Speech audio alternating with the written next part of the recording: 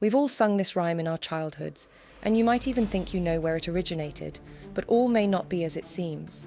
Beneath its innocent melody, this rhyme hides a dark history, echoing tales of destruction, war, and even whispers of witchcraft. Step into the flames with me as we uncover the haunting secrets woven into London's burning. Welcome back, Darklings. Before we plunge into the sinister past of this rhyme, let's first revisit the most well-known version. London's burning, fetch the engine, fire, fire, fire, fire, pour on water, pour on water. Simple words, yet they carry an urgency, a desperate call for help in the face of a raging inferno. London's burning may seem like an innocent rhyme, but its lines echo the sheer terror and helplessness that engulfed the city during the Great Fire of London. In the dark, twisting streets of 17th century London, a single spark would ignite a catastrophe that would change the city forever. Just after midnight on September 2nd, 1666, a flicker of flame danced to life in Thomas Farriner's bakery on Pudding Lane. At first, it was little more than a glimmer against the cool night air, but around it lay the perfect fuel for disaster, tightly packed rows of timbered, thatched houses, dry from a long summer. In moments, the flames took hold, hungrily consuming the bakery's lower floors. The Farriner family, trapped upstairs, were luckily able to escape by climbing into the neighbouring house. No unusual feat in London, where it was common for buildings to reach toward each other across the narrow walkways. Known as jetties, the upper floors of these houses projected out over the street, practically touching those opposite. But for their terrified maid, the leap was too daunting. Paralysed by fear, she stayed behind and became the fire's first tragic victim. The fire spread rapidly, leaping from house to house with unnatural speed. Locals formed a desperate line, passing leather buckets of water from hand to hand. But this did little. Soon the parish constables arrived, surveying the flames with furrowed brows. It was clear that the city's traditional firefighting methods, the demolition of buildings to create firebreaks, was the only hope to stop it. Yet the householders resisted, unwilling to see their homes reduced to rubble. A call went out to the Lord Mayor, Sir Thomas Bloodworth, whose authority was required for such destruction. When Bloodworth arrived, the inferno was spreading, its heat distorting the night air. The experienced fireman urged him to order the demolition, to halt the fire's relentless crawl, but Bloodworth, hesitant and overwhelmed by the householders' pleas, looked upon the destruction and quipped, "A woman might piss it out." By the time Bloodworth finally authorised demolitions, hours had passed, and the wind had stoked the flames into an unstoppable firestorm. All through Sunday night, the blaze devoured the heart of London, leaping from house to house, fanned by a fierce east wind. The heat radiated like a furnace, forcing firefighters back as they struggled to get close enough to douse the flames. London's best firefighting technology, primitive fire engines, proved woefully inadequate. Heavy and cumbersome, many of these engines had to be dragged laboriously to the river to fill their tanks. Along the muddy banks, they became nearly impossible to manoeuvre, and in the frenzied chaos, several engines slid into the water, lost to the river. Others were simply abandoned in the streets, as the intense, blistering heat drove firefighters back.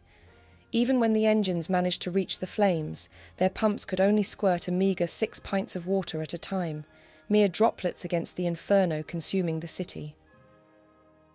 Terror gripped the people of London as they fled from their homes. Families scrambled through the streets, carrying children, clutching as many belongings as they could carry, and watching in despair as centuries of history, lifetimes of memories, and their entire livelihoods went up in flames.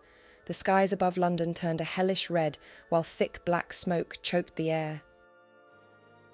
But, as the fire spread, it stirred a different kind of fear among Londoners. Rumours crackled through the streets, blaming foreigners for starting the fire. French and Dutch immigrants, who, being seen as enemies in the ongoing Anglo-Dutch War, became scapegoats. People's frustrations soon boiled over into violence, and mobs, whipped into a frenzy by fear and suspicion, began attacking immigrants in the streets. Refugees streaming out of the city collided with soldiers trying to hold back the violent crowds for the firefighters. It was chaos. The flames had torn apart the city's very order. By Tuesday, the fire reached its peak, engulfing St. Paul's Cathedral in a storm of flames. Embers and smoke leapt across the River Fleet, bringing the fire dangerously close to Whitehall. King Charles II and his court joined the firefighting efforts, watching in mounting horror as the blaze threatened to engulf the heart of the city. Desperate, he called on the Tower of London garrison. Soldiers packed gunpowder around key areas, blasting firebreaks to stop the flames from spreading eastward. Their gambit, combined with a sudden drop in the wind, finally slowed the relentless fire. For those who survived, the city was unrecognisable. Nearly 90 churches and over 13,000 homes had been reduced to ash. As survivors looked out over the ruins, many whispered that this tragedy was no accident, but a sign of divine punishment, a judgment upon the city. In the midst of the devastation, suspicion turned to outsiders, and a Frenchman named Robert Hubert became a target. Likely struggling with mental illness, Hubert confessed to starting the fire and was swiftly executed. Yet shockingly, it was later revealed that he hadn't even been in London when the blaze began. There seems little doubt that the nursery rhyme "London's burning," passed down through the centuries, reflects the memory of such a catastrophic event in London's history. For years, historians and folklorists agreed, until, in 1950, a mysterious manuscript surfaced from the vaults of King's College, Cambridge, and changed everything. An earlier version of London's burning was discovered on a parchment roll dated 1580, nearly 100 years before the Great Fire of London. This same manuscript holds 57 other rhymes and rounds, including some rather bawdy tavern songs, like one about a maid milking a bull. But the parchment itself is a mystery. Despite its contents, it's completely impractical as a songbook. It stretches to an astonishing 16 feet long and is only 3 3/4 inches wide. What's more intriguing is the manuscript's collector, recorded as a Thomas Lant, whose identity remains a mystery.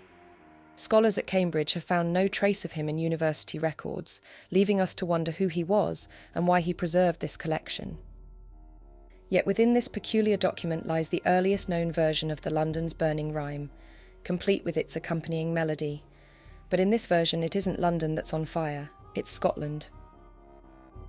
It seems this rhyme, "Scotland burneth," was adapted after the Great Fire of London, which suggests the rhyme was already well known.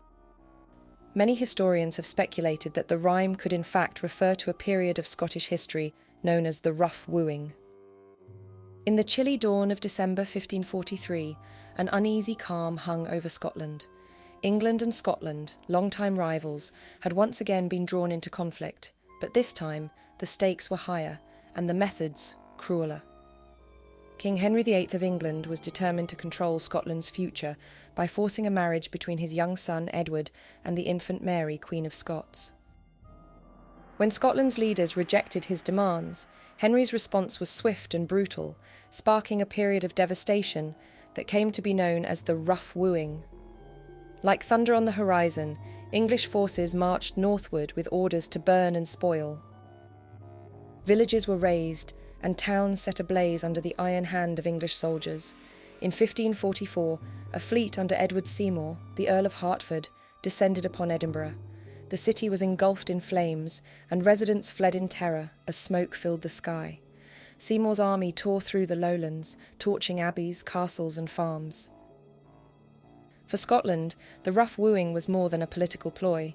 It was a scorched earth policy that left scars on the landscape and its people. Many Scots fought back with everything they had, but for years the threat of English fire haunted their nights. The campaign left an indelible mark on Scotland, a bitter reminder of a ruthless attempt to force a nation's hand through fear and flame. But Scotland had endured fires and raids far beyond the devastation of the Rough Wooing.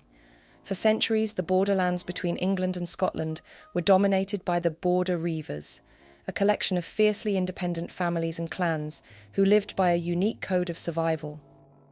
The word reiver itself means raider, derived from Old English terms for robbing, plundering and pillaging, fitting for those who made a living by taking what they could. These clans were notorious for their constant feuding, driven by rivalries and a struggle for resources in the rugged, often lawless borderlands. When tensions flared, entire villages were often set ablaze, with cycles of violent retribution leaving swathes of land smouldering in their wake. Homes, crops and livestock were frequently destroyed, forcing families to abandon what little they had, only for these attacks to spark further retaliation. The Reivers' raids were not only brutal, but so relentless that fires became a hauntingly familiar sight in these regions. For generations, these clans ruled the border by torchlight and terror, leaving a legacy of destruction that, for many, became as much a part of their lives as the land itself. Any of this turbulent Scottish history could be reflected in the rhyme, but perhaps the flames it describes have a darker, more supernatural origin. In the late 1500s and well into the early 1600s, Scotland was gripped by a wave of witch trials, some of the most brutal and extensive in Europe. It was a time when fear and suspicion ran rampant, and accusations of witchcraft could befall anyone. As this hysteria spread, hundreds, mostly women, were accused of communing with the devil, casting curses, or causing illnesses and poor harvests through dark magic. Under the rule of King James VI, who harboured an intense fear of witches, and even wrote a book on demonology, the witch hunts took on a horrifying intensity. Trials were marked by cruel interrogations and relentless torture designed to extract confessions. Once convicted, these so-called witches were paraded through towns, bound, and burned at the stake in public executions meant to purify the community by fire. The night sky often glowed with the light of these pyres, and the smell of burning flesh became a grim reminder of Scotland's battle against its perceived supernatural enemies. It's chilling to think that the flames referenced in the rhyme may echo this dark chapter in Scottish history, a time when fire wasn't just a tool of war, but an instrument of terror. But what do you think? Do the origins of this rhyme lie in the fiery devastation of the rough wooing, the brutal raids of the Border Reivers, or King James's relentless battle against witches? Or perhaps you have your own theories. Share them in the comments below, and if your curiosity for nursery rhyme origins still burns, don't forget to subscribe and explore the rest of my channel. See you in a future video.